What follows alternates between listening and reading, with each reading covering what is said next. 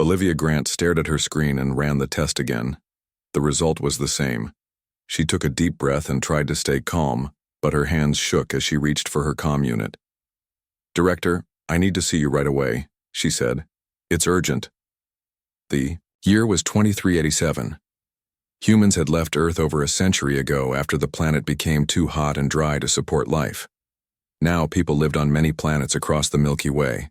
They had met 17 different alien groups and built a new way of life among the stars. Olivia worked as the lead scientist studying alien life. Her lab on the space station Sierra was the best in human space. She had spent years looking at star patterns and energy readings. What she found today would change everything. Director Paul Bennett looked tired when Olivia walked into his office. "This better be important, Grant. I have 3 meetings with alien groups today. Sir, I found something in the readings from the outer rim." Olivia pulled up her data on the wall screen. "See this wave pattern? It's gamma radiation, a lot of it." Paul leaned forward. "From where?" "That's the problem. It's coming from outside our galaxy, but it's heading straight for us. Based on its speed, we have 5 years before it hits. And when it does?" Olivia met his eyes. "It will kill everything. Every planet, every moon, every space station. Nothing will survive." Paul sat back in his chair. "Are you sure?" "I've run the tests 12 times, I'm sure." 3 days later, the Interplanetary Council met on Sierra Station. 50 human leaders gathered in the big meeting room. Olivia stood before them, showing her findings. "The wave will hit these outer systems first," she said, pointing to the galaxy map. "Then it will spread inward. Within 1 year of first contact, the entire galaxy will be dead." The room filled with angry voices. Some called her a liar. Others demanded more tests. A few just sat in shocked silence. Council leader Gregory White raised his hand for quiet. "Dr. Grant, what can we do?" Before Olivia could answer, the door opened. Daniel Carter walked in, his navigation officer uniform slightly wrinkled. He nodded to Olivia before facing the council. "I've checked Dr. Grant's work," he said. "She's right. But there's something else." Daniel pulled up his own data. "I've been mapping jump points throughout the galaxy.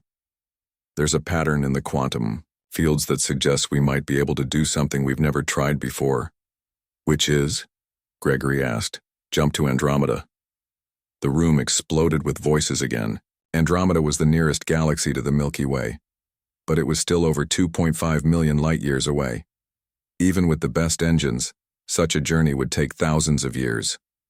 "Impossible," someone shouted. Daniel shook his head. "Not with standard drives. But I believe we can create a quantum bridge, a way to fold space on a scale we've never attempted." Gregory looked between Daniel and Olivia. "How sure are you about this?" "The math works," Daniel said, "but we've never tested it." "We need to tell the other species," a counselor said. "They deserve to know." "And cause a panic," another argued. "They'll try to take our ships by force." The debate raged for hours, until Commander Frank Miller of the flagship ISV Odyssey stood up. He was a tall man with a quiet voice that somehow carried through the noise. "We need to start building now," he said. "We'll need every ship we can make, and yes, we should tell our allies. Some may have ideas we haven't thought of." 2 months later, Kelly Washington watched as workers attached the new quantum drive to the Odyssey. As the AI integration specialist, her job was to make sure the ship's computers could handle the complex calculations the jump would require. "Will it work?" asked Frank, coming to stand beside her at the observation window. Kelly didn't look away from the work. "The simulations say yes, the actual jump, that's another question. How many ships can we take?" "Right now, maybe 1,000. With the resources we have, we can build another 500 in the next year." Frank was quiet for a moment. "That's not enough for everyone." "No," Kelly said, "it's not." News of the coming wave spread quickly among the alien civilizations. Some refused to believe it. Others began building their own ships. A few, those without the technology to save themselves, begged humanity for help. Daniel sat with the Zora, ambassador, a tall blue being with 4 arms and eyes that blinked sideways. "We can take some of your people," Daniel explained. "But not all." "Who decides who lives?" the ambassador asked. "You?" Daniel had no good answer. As the months passed, the first signs of the gamma wave appeared. Distant outposts went silent. Readings confirmed what Olivia had predicted. Nothing survived the wave's touch. Frank stood on the bridge of the Odyssey, watching as smaller ships docked with his. Each carried frightened people, human and alien, with only what they could carry. "Final ship docking now, Commander," said his first officer. Frank nodded. "Signal the fleet, we leave in 6 hours." On the lower decks, fights broke out as people from different worlds were packed together. Eric Johnson, head of security, worked to keep the peace. "Please, everyone stay in your assigned areas," he called out as he separated 2 arguing groups. "There's room for everyone who has been cleared to board." Outside the ship, he knew, thousands more waited, hoping for space that didn't exist. Olivia worked in her new lab on the Odyssey, studying the latest readings from the wave. It was moving faster than she'd predicted. They had less time than they thought. Her comm unit buzzed. It was Daniel. "We need to go now," he said. "The calculations are ready." Olivia looked at her data one last time, then shut down her station. "On my way." On the bridge, Frank, Daniel, and Kelly stood around the navigation console. 500 ships waited in formation, ready to follow the Odyssey into the unknown. "All ships report ready," said the communications officer. Frank took a deep breath. "Begin the countdown." As the quantum engines powered up, Daniel looked out at the stars of the Milky Way, the only home humanity had ever known until now. "Bridge established," Kelly said. "Quantum field stable." Frank nodded. "Take us out." The ship shuddered as the quantum field expanded, engulfing the Odyssey and then reaching out to the ships behind it. The stars outside the viewports stretched and twisted. In the control room, Daniel watched the readings as hundreds of ships followed them into the quantum bridge. Not all would make it. They knew that. But many would. As the last of the fleet entered the bridge, Daniel looked back at the fading image of the Milky Way. Billions of stars, trillions of lives, countless civilizations, all about to be erased. The galaxy seemed to hold its breath as humanity departed, taking with it the last hope for life from the doomed Milky Way. Behind them, the quantum bridge closed, and the fleet found itself suspended in the vast darkness between galaxies, with Andromeda a distant smudge of light ahead. The exodus had begun. The jump did not go as planned. Daniel Carter woke to blaring alarms and red emergency lights.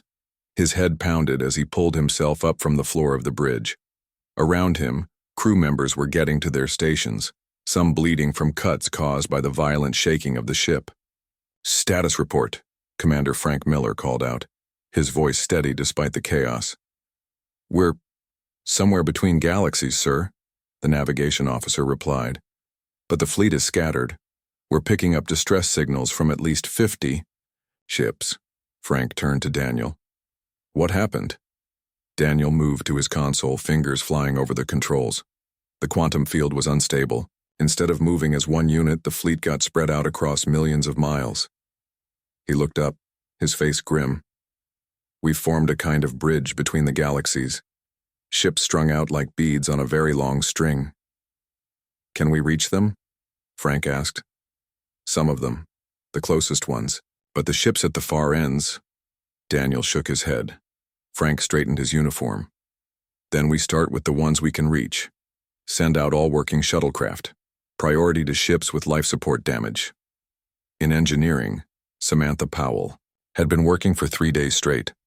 At 28, she was the youngest senior engineer on the Odyssey, but right now age didn't matter. Only ideas did. "The quantum field generators weren't designed for a jump this big," she explained to Kelly Washington, who had come down from the bridge. "But I think I can modify them, make the field reach farther." Kelly looked skeptical. "How much farther?" "Enough. To grab some of the ships we can't reach now," Samantha said. "Maybe even extend back toward the Milky Way." Why would we want to do that? Kelly asked. There's nothing to go back to. The wave hasn't hit everything yet, Samantha said quietly. And some ships didn't make it into the jump. They're still there waiting. The Odyssey became the center of rescue operations. As the flagship, it had the strongest engines and the most resources. Smaller ships found their way to it, guided by the quantum signal it broadcast. 2 weeks after the jump, Frank called a meeting of all ship captains who had reached the Odyssey. We've established contact with 342 ships, he told the grim-faced group. That leaves over 150 still unaccounted for. What about the aliens? Asked a captain from one of the colony ships. How many of their vessels made it? 23, Frank replied. Most of them are low on supplies. We need to start rationing immediately. The captains began to argue about fair distribution. Frank let them talk for a few minutes, then raised his hand. We will share what we have. That's not open for debate. The real question is how we move forward. On the communication deck, Lisa Martinez listened to the faint signals still coming from the Milky Way. As the lead communications specialist, it was her job to maintain contact with as many ships as possible, but the signals from home were getting weaker. The first systems are going dark, she told Olivia Grant, who had come to hear the reports. The wave is hitting faster than we predicted. Olivia closed her eyes briefly. How many people are still there? Billions, Lisa said. Her voice was flat, hiding the emotion beneath. Most of them don't even know what's coming.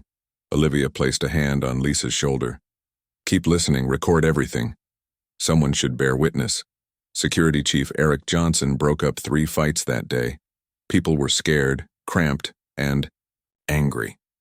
The Odyssey wasn't built to hold so many refugees, but no one had a choice now. You need to stay in your assigned areas, he told a group of human miners who had tried to push into the alien quarters. There's not enough room anywhere else. Why should they get their own space? One of the miners demanded. They're not, even human. Because they breathe different air, Eric explained patiently. And because Commander Miller said so. Any more questions? The miners backed down. But Eric knew this wouldn't be the last problem. As supplies stretched thinner, tensions would only rise. Daniel spent hours staring at the pattern of the scattered fleet. There was something about it that nagged at his mind. It's not random, he said to Frank when the commander came to check on him. Look at the distribution. The ships formed a specific pattern when the quantum field collapsed. Frank looked at the 3D map. The ships did seem to form a specific shape, like a complex highway with multiple branches. What does it mean? He asked. Daniel hesitated. I think we might have accidentally created a permanent bridge, one that others could follow. Samantha's modifications to the quantum field generators were ready 3 weeks after the jump. She stood nervously in the engine room as the system powered up. If this works, she told Kelly, we should be able to extend our field to reach the Lambda colony ship. They've been drifting without main power since the jump. Kelly nodded. And if it doesn't work? Then we might blow a hole in space-time, Samantha said with a small smile. But probably we'll just burn out the generators. The engine room hummed as power flowed into the modified generators. On the screens they watched as the quantum field extended, reaching out toward the distant colony ship. It's working, Samantha exclaimed as the field enveloped the drifting vessel. We've got them. On the biology deck, Olivia made a disturbing discovery. Some of the alien refugees were showing strange physical changes. Their cellular structure is adapting, she told Frank during their daily meeting. The Nari especially. Their skin is becoming more resistant to radiation, and their lungs are changing to process the different gases here between galaxies. Is it dangerous? Frank asked. I don't think so, Olivia replied. It seems to be a natural adaptation, but it's happening much faster than evolution should allow. What does that mean for us, for humans? Olivia shook her head. I don't know, we might change too given enough time. 2 months after the jump, the fleet had stabilized. Ships had found their places along the quantum bridge, forming clusters, where resources could be shared. The Odyssey remained at the center, coordinating everything. From the observation deck, Daniel and Lisa watched the distant glow of the Milky Way. Even from this unimaginable distance, they could see changes in its light as the gamma wave swept through more star systems. "Do you think we did the right thing?" Lisa asked softly, "leaving so many behind?" Daniel didn't answer immediately. "We did the only thing we could," he finally said. "And thanks to Samantha's work, we might still save more." "The bridge is still open," Lisa agreed. "But will anyone else make it through?" As if in answer to her question, the sensors beeped. A new signal, coming from the direction of the Milky Way, weak but steady. "Someone's following us," Daniel said, hope in his voice, for the first time in months. The exodus isn't over yet. 6 months after the jump, the fleet approached Andromeda. What had once been a distant smudge of light was now a vast spiral of stars filling the viewports of every ship. "It's beautiful," Daniel said, standing on the bridge of the Odyssey beside Commander Miller. Frank nodded. "And somewhere in there is our new home." The fleet had grown during their journey. 37 more ships had followed them through the quantum bridge, escaping the Milky Way just before the gamma wave consumed their systems. Now over 400 vessels traveled together, carrying the remains of humanity and several alien species. "The scout ships are ready to launch," said the first officer. Frank straightened his uniform. "Send them out. Tell them to look for planets with water and breathable air." Jake Wilson piloted the lead scout ship, Swift. It was a small, fast vessel, built for exploration. His crew of 4 included scientists and a security officer. "Entering the outer star systems now," Jake reported back to the Odyssey. "Beginning scans." The first few systems they checked had no suitable planets. One had a gas giant with interesting moons, but the radiation levels were too high for settlement. Another had a rocky world that seemed promising until they detected toxic compounds in the atmosphere. On the 7th day of scouting, they found something. "Odyssey, this is Swift," Jake called excitedly. "We've located a potential colony site, Earth-like planet with oceans and green continents. Atmosphere shows oxygen and nitrogen in similar ratios to Earth." "Any signs of intelligent life?" came the response from the Odyssey. Jake hesitated. "We're picking up some unusual energy readings. Nothing technological, but something's down there. Request permission to take a closer look." "Granted, but be careful." Jake took the Swift down through the clouds. Below them stretched vast forests and plains. No cities, no roads, no signs of advanced civilization. But as they flew lower, they saw structures, simple ones made of local materials clustered in small villages. "We're not alone here," Jake told his crew as they watched a group of bipedal beings gathering near a river. They looked somewhat like humans, but with gray-blue skin and larger eyes. Andromeda already has people of its own. On the Odyssey, Patricia Barnes worked day and night planning the colonization effort. As the fleet's administrator, it was her job to match refugee groups with suitable worlds. "We can't all settle on the same planet," she explained to the Council of Ship Captains. "We don't have enough scout reports yet, but it looks like we'll need to spread out across multiple systems." "The Nari want their own world," said one of the alien representatives. "Our people are changing too quickly to live alongside humans. Now," Patricia nodded, "we'll try to accommodate everyone, but the indigenous species have to be our first consideration. We can't repeat the mistakes humans made on Earth." Alan Cooper interviewed survivors from every ship, recording their stories in the great digital archive he was building. As the fleet's historian, he felt responsible for preserving the memory of what they had left behind. "Tell me about your home world," he said to a young Zora child whose parents had managed to get her onto one of the last ships to escape. "It was always night," the child said in her musical language, which Alan's translator converted to English. "The 3 moons made the forests glow. I miss the singing trees." Alan recorded everything: the lost cuisines, religions, art forms, and languages of 100 worlds. Sometimes the weight of so much loss made it hard for him to continue, but he kept working. Someone had to remember. The Odyssey received regular reports from the scout ships.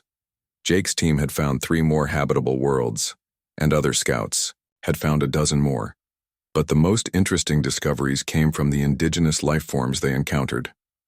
"They're at a pre-industrial stage of development," Olivia explained to the council, "but they're definitely intelligent.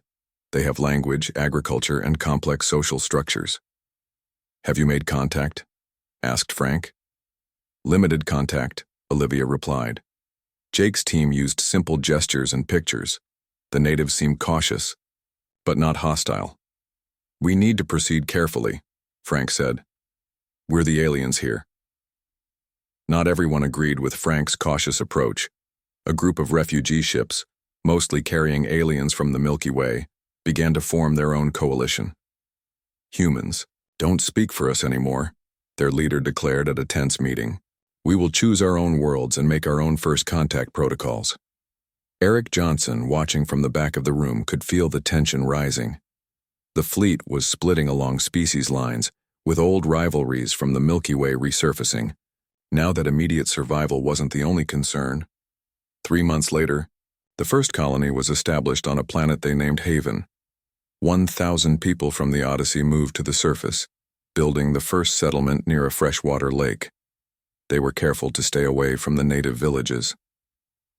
Patricia Barnes oversaw the distribution of supplies and the assignment of jobs. We start with farming, she told the colonists. We need to grow our own food as soon as possible. The soil was rich and the seeds they'd brought germinated quickly. Within weeks, green shoots appeared in the freshly dug fields. At night, the colonists looked up at strange stars. The shape of Andromeda's constellations was new to them, but they were already beginning to give them names. On the 8th day of the colony, a group of natives approached the settlement. They carried no weapons, only baskets of local fruits. They want to trade, said Nicole Brown, who had been studying their language. I think they're curious about us. Patricia agreed to meet them, bringing some of the vegetables from their first harvest as gifts. The meeting was awkward but peaceful. The natives touched the humans' pale skin with wonder, and the humans marveled at the natives' natural grace. Back on the Odyssey, Daniel detected an unusual signal coming through the quantum bridge. It was weak and fragmented, but definitely artificial. There's a pattern to it, he told Frank, like a code or a message. From the Milky Way? Frank asked. Daniel nodded. I think so. Someone's still there sending something through the bridge. Can you decode it? Working on it, Daniel said. It might take time. Frank looked out at the stars of their new galaxy. We have time now. That's one thing we've gained. As more colonies were established across several planets, humanity began to build again. Ships that had been homes for months were dismantled for materials. New structures rose on alien soils. William Taylor led the largest human colony on Haven. Under his guidance, they built not just homes and farms, but schools and meeting halls. We're not just surviving anymore, he told the colonists. We're living. The natives, who called themselves the Teru, began to visit the colony regularly, bringing knowledge of local plants and animals. In return, the humans shared simple technologies, better farming tools, methods for purifying water. The bridge is fading, Daniel reported to Frank 6 months after the first colony was established. The quantum link is getting weaker. Can we strengthen it? Frank asked. Samantha's working on it, but Daniel shook his head. It might be too late. If there's anyone else trying to follow us, they need to do it soon. As if in response to his words, the sensors detected a new signal. Not from the bridge this time, but from deeper in Andromeda. What is that? Frank asked. Daniel checked the readings. His eyes widened. It's another quantum signature, similar to ours, but older. Much older. You mean, someone else made this jump before, Daniel said. Maybe long before humans even existed. And they left a message for whoever came next. The two men looked at each other as the implications sank in. We weren't the first to leave home, Frank said quietly. And we might not be the last. 5 years passed since the first human foot stepped onto Andromedan soil. What began as a desperate escape had grown into something new, a fresh start for the survivors. William Taylor stood on the hill overlooking Haven Colony. What had once been a cluster of emergency shelters was now a proper town with solid buildings, farms, and even a small marketplace where humans and Teru traded goods. "We made it," he said to Nicole Brown, who had become his closest advisor. "Sometimes I still can't believe it." Nicole nodded. Her work with the Teru had progressed well beyond basic communication. She now spoke their language fluently and had helped create a dictionary for others to learn. "The Teru elders want to show us something," she told William. "They say it's important, something about the ones who came before." The next day, William and Nicole followed a group of Teru into the mountains east of the colony. The climb was steep, but the path was well used. Clearly, this was a place the Teru visited often. "How much further?" William asked as they rounded another bend. The lead Teru, an elder named Keb, pointed up. "Near top, Sky Story there." When they reached a wide ledge near the mountain peak, Keb led them to a cave entrance. Inside, the walls were covered with paintings. Some showed the blue-skinned Teru, others depicted the local animals and plants. But what caught William's attention were the images that didn't belong. Drawings of tall, thin beings with large heads. "Who are they?" he asked.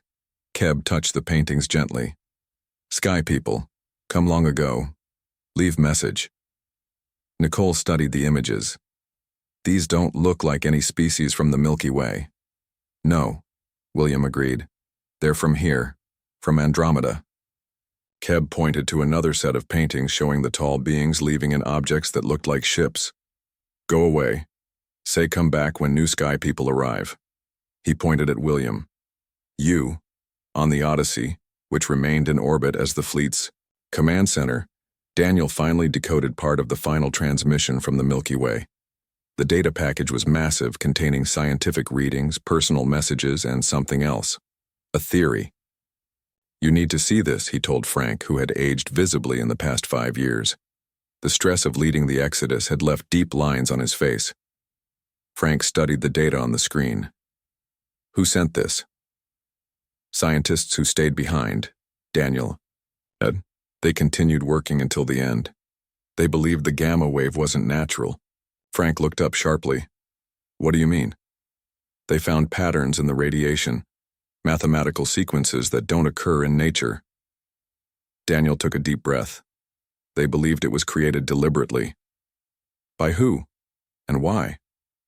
They didn't know. Daniel brought up another screen. "But there's something else. Remember that older quantum signature we detected when we arrived? I've been studying it. It's similar to our bridge technology, but more advanced. I think whoever created the gamma wave also built bridges, escape routes. You're saying someone cleared out the Milky Way on purpose and provided an exit for those advanced enough to use it?" Daniel nodded. "Like a forest fire that clears out old growth to make way for new life." Ryan Garcia, a physicist from the third colony, developed this theory further after studying both the data from the Milky Way and samples of Andromedan life. "There's a pattern in the genetic code of life here," he explained to a group that included Frank, Daniel, Olivia, and several colony leaders. "Small markers that also appear in Earth life, and in the life from alien worlds in the Milky Way." "What are you saying?" Olivia asked. "I think galaxies are being managed," Ryan said. "Cleared out and reseeded periodically. The gamma waves sweep through, killing most life, but some escapes through the quantum bridges." "To what end?" Frank asked. Ryan shook his head. "I don't know, but I don't think we're the first to make this journey, and we won't be the last." Alan Cooper's historical archives provided unexpected support for Ryan's theory. As he organized the vast collection of human and alien knowledge, patterns emerged. "There are myths in nearly every culture about great floods or fires that destroyed the world," he told Olivia, "and stories about gods or heroes who led the survivors to new lands." "You think they're memories of previous exoduses?" Olivia asked. "Perhaps not direct memories," Alan said, "but echoes passed down through countless generations. The quantum bridge to the Milky Way grew weaker each day. Daniel and Samantha worked tirelessly to maintain it, knowing that it represented their last connection to their home galaxy. "It won't last much longer," Samantha told the council during their monthly meeting. "Maybe a few more days." Is there anything else coming through? William asked. He had returned from the colony for this meeting, bringing news of the Teru's cave paintings. Just background radiation, Daniel said. But something strange is happening. The pattern of the radiation is changing. That night the sky lit up with a brilliant flash. Everyone in the colonies and on the remaining ships saw it, a burst of multicolored light from the direction of the Milky Way. The quantum bridge acted like a telescope, showing them something happening in their old home millions of light years away. What is it? Frank asked, staring at the view screen in awe. The wave has passed through the entire galaxy, Daniel said, checking his instruments. But instead of leaving emptiness behind, it's changing things. The light continued for hours, shifting through colors no one had names for. When it finally faded, the bridge collapsed completely. Their last window to the Milky Way was gone. A week later, Daniel met with Frank in the Odyssey's observation lounge. The old commander had finally agreed to retire, passing leadership to a council representing all the colonies and species. Have a proposal, Daniel said, showing Frank a set of designs. A new ship, one built specifically to create quantum bridges. To go back to the Milky Way, Frank asked. Eventually, but first to explore Andromeda properly, to find others who might have come here before us, to understand why this is happening. Frank studied the designs. It would take years to build. Have time, Daniel said. And we have something else now too. What's that? Purpose, Daniel said. We're not just refugees anymore. We're explorers. On the viewing platform of Haven Colony, a young girl stood with her grandfather, looking up at the night sky. Far above, the faint smudge of the Milky Way was barely visible. What's that? She asked, pointing. That's our first home, the old man said. We had to leave it behind. Will we ever go back? The old man smiled. Someday. Not in my lifetime. Maybe not in yours. But humans are travelers now. We crossed the space between galaxies once. We'll do it again. And what will we find there? The girl asked. I don't know, he admitted. But that's the beauty of it, we get to find out. In orbit above them, the construction of Daniel's new ship had begun. Its name was painted on the first hull section in large letters, Bridge Builder. When humanity departed, the galaxy had held its breath. Now both humanity and the galaxy were breathing again, changing, growing, and preparing for whatever came next in the endless cycle of destruction and rebirth that spanned not just worlds, but entire galaxies. 20 years had passed since humanity arrived in Andromeda.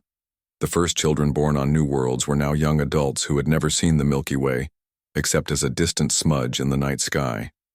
The bridge builder was complete. It hung in orbit above Haven, its sleek hull gleaming in the light of Andromeda's stars.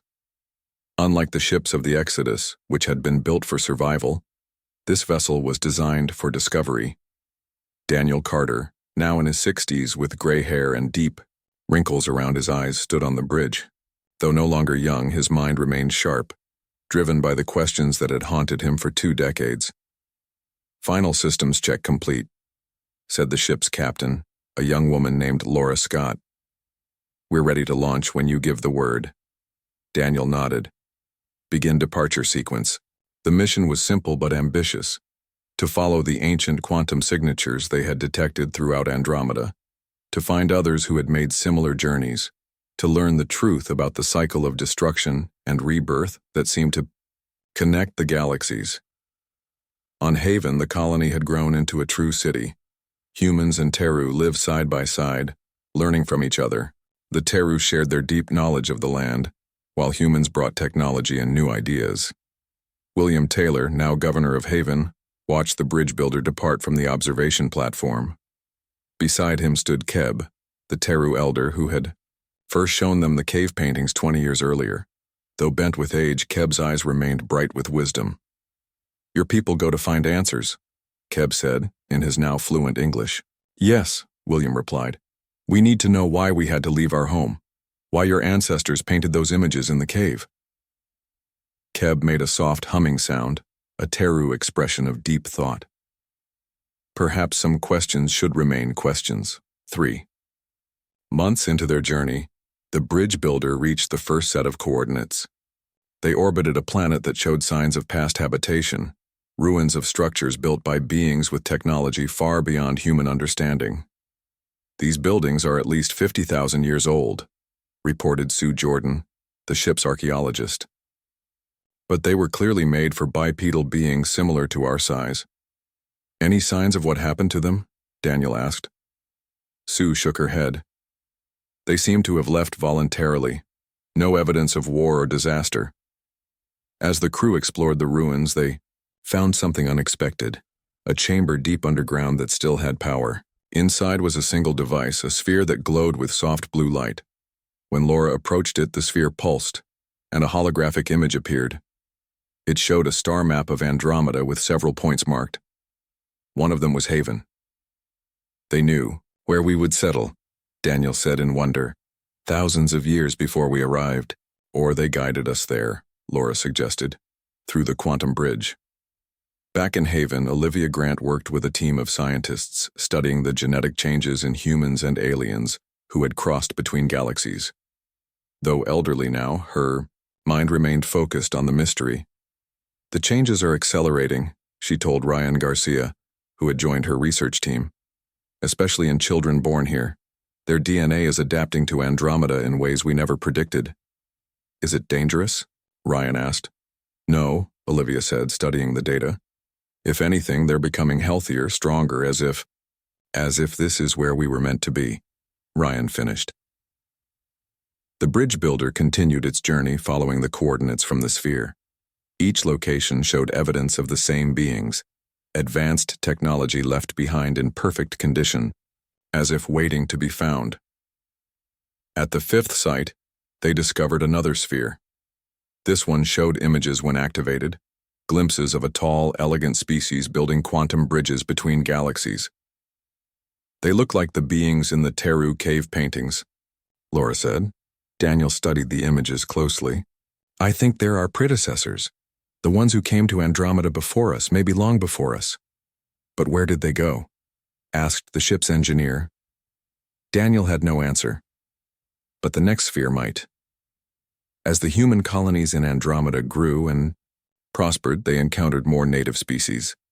Some were primitive, like the Teru. Others had their own technologies and civilizations. All seemed to share certain myths, stories about cycle keepers who traveled between the stars. Nicole Brown, now the head of interspecies relations, collected these stories. A pattern emerged. The cycle keepers came before destruction and led the worthy to safety. Then they moved on, continuing an endless journey. They're not just stories, she told William during a council meeting. They're memories passed down through generations, and they all point to something bigger than us. The final coordinates led the bridge builder to a small moon orbiting a gas giant. Unlike the other sites, this one had no ruins, no structures. Just a single sphere, larger than the others, sitting on a platform in the middle of a flat plain. When the landing party approached, the sphere activated automatically. But instead of images or maps, it projected a message, words in dozens of languages, including Earth English. We were like you once, Laura read aloud. Refugees from destruction, seekers of safety. We found not just a new home, but a new purpose. The cycle must continue. Galaxies must be cleansed and reborn. New life must find its way. You have been tested and found worthy. Now you must decide. Decide what? Daniel wondered. The sphere changed, showing the Milky Way. Not as it had been, but as it was now, transformed by the gamma wave into something new. Stars had been rearranged, planets rebuilt. Life was beginning again in new forms. They want us to go back, Daniel realized. Not to reclaim our old home, but to help guide the new life that will evolve there. To become the cycle keepers for the next exodus, Laura said softly. The news from the bridge builder reached Haven 6 weeks later. The council debated for days about what it meant and what humanity should do. We can't just abandon the homes we've built here, one council member argued. But can we ignore the responsibility we've been given? countered another. William listened to the debates with a heavy heart. The decision would shape the future of not just humanity, but perhaps all life in 2 galaxies. In the end, it was Keb who offered wisdom. The old Teru came to the council chamber leaning on a stick, his voice weak, but his eyes clear.